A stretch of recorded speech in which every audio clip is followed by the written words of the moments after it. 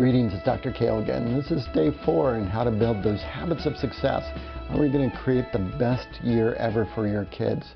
Academically, personally, even in terms of responsibilities around the house. It all kind of comes together if you start paying attention to these core concepts.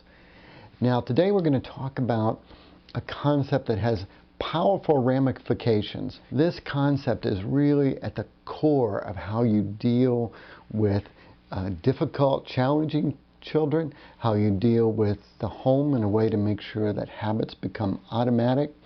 It's really about how do we get out of the business of trying to control our children and into a life where those routines become automatic. Now, here's the core idea that I'd like for you to focus on. We do not control our children. Often we end up speaking to them like we do have control.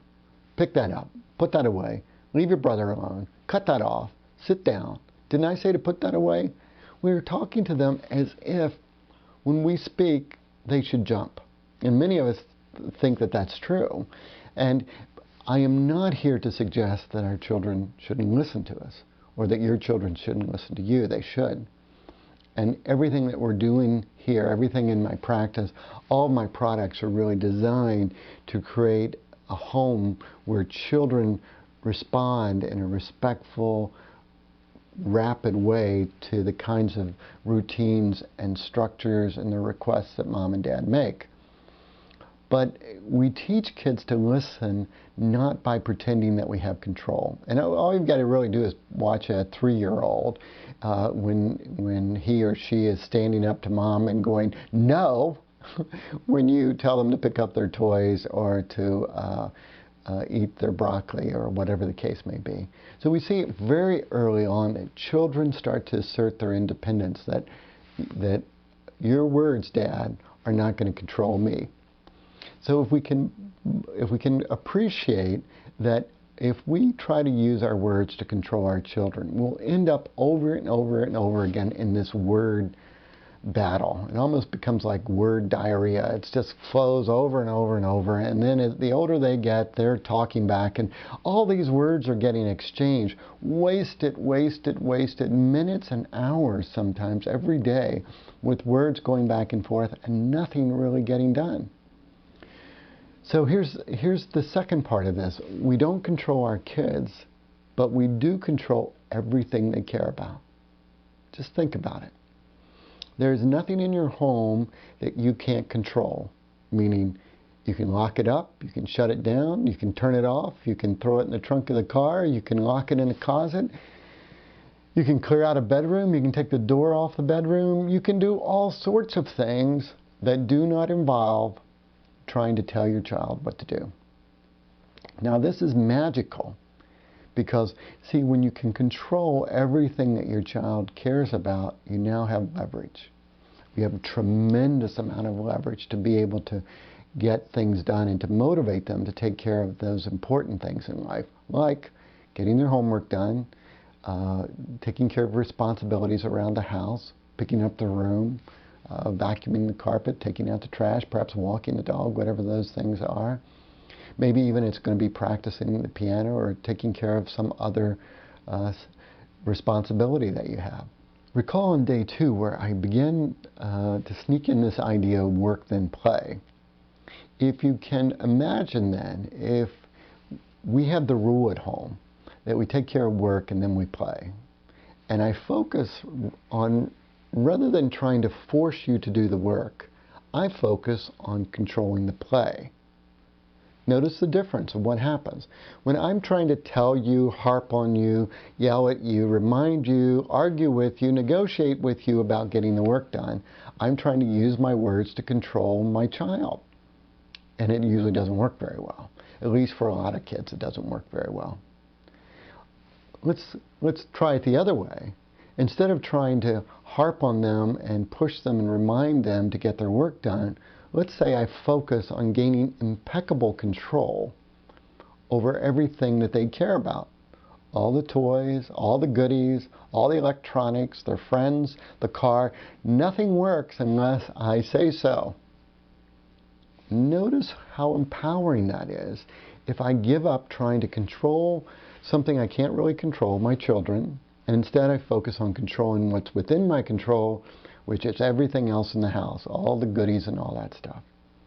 And I just make sure that until the work is done, no goodies get turned on. Can you imagine how powerful that is?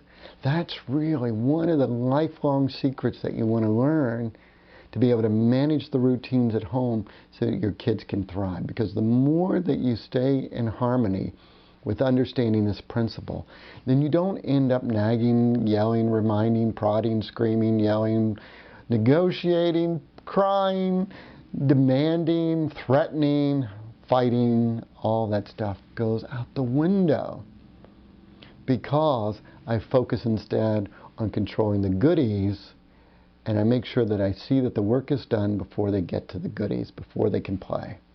See, I can control that. I can't necessarily control them very well. When you pay attention to this secret, when you learn how to implement this in a simple way on a day-to-day basis, your whole life changes in that it gets easier and much simpler to manage the routines. More importantly, their life gets easier. Why? Because they can resist and fight you for a while, but over and over again, regardless of the diagnosis, regardless how difficult, oppositional, strong-willed, regardless of what's going on with your child, you're going to see that they all eventually come around, because they all want the goodies. It always works. In my Back to School Secrets program, I talk about this a lot, about how to implement this core concept to make sure that regardless of what you've experienced in the past, you get out of that habit where you're nagging, reminding, screaming, yelling, all that stuff. And you get in the habit of controlling the goodies and just letting them resist you a bit, letting them fight and struggle and throw a fit if they want to.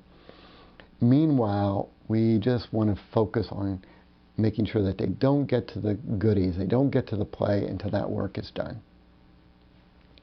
This is core. Master this. Pay attention to it. Listen to this again. Really think about it, because this is the fundamental basis that shifts your life from one where it can be reeling out of control, where it can nurture all sorts of negative patterns with your kids, where you're harping at them when they aren't doing what you want them to do. They learn to harp back at you when you're not doing what they want, which will be fairly often, of course. And the older they get, the uglier this gets, because when you're frustrated, you get ugly with them. You raise your voice, your voice sounds ugly, it sounds negative. You start to create an environment where there's all this nagging, and you hate the feel of it, they hate the feel of it. But then when they turn 10, 11, 12, 13, and somewhere in there, it starts to come back at you. Oh, and then it's brutal, because then they become this teenager on hormones who's now kind of out of control with this tool that you taught them, which is, I nag until I get what I want. I yell, I argue, I negotiate, I scream, I push. That all comes back at you. So we have to change that. We have to make sure that we get out of that pattern, and at the core of that change is shifting your focus from trying to use your words to control them to focusing your energy on the environment, the goodies, the electronics, the car, the friends, the phone. All of that is within your control if you're willing to take a strong, assertive position and understand that this is the one area that you can master impeccably with just a little bit of effort, a little bit of time, and a little attention. So that's at the core of how you make all this come together. Let's summarize what we've talked about on these 4 videos. I've talked about routines, the importance of a morning routine, afternoon, and an evening routine. I talked about why consistency helps your children to thrive, not only because it reduces anxiety, but because it makes for this predictable life, that energy and valuable intellectual resources are not wasted on small decisions and instead are left to the real learning and the opportunities to grow and enhance their brain in ways that really matter. Secondly, I've talked about why it's important to start now, not to take this as a concept that you can keep in the back of your mind. You'll talk about it for 3 weeks, and the next thing you know, it's Thanksgiving and nothing's happened. Thirdly, I talked about why it's important to be a model for success, to make sure that you're paying attention to all those areas we talked about so that we're not actually modeling the very things we don't want our children to do. And finally, I talked about why it is that we don't control our kids, and really we need to focus on what we do have control over, which is all the goodies, all the aspects of the environment in the home which we can control, and how this gives us leverage to make everything come together. So I hope you enjoyed these 4 videos. It contains the most important lessons that you need to master in order to help your kids thrive. If you'd like to learn more about how these lessons come together in a simple step-by-step system that contains all my most advanced strategies, check out backtoschoolsecrets.com. If you'll go there, I've got a very special offer if you follow this link at the end of the video, which gives you a discount that's not available to anyone else. Again, this is Dr. Cale. I wish you the best this year. I appreciate your attention, your interest in this. If you have any questions, you'll see my emails there on the site. Please email me. I appreciate any feedback. Take care now.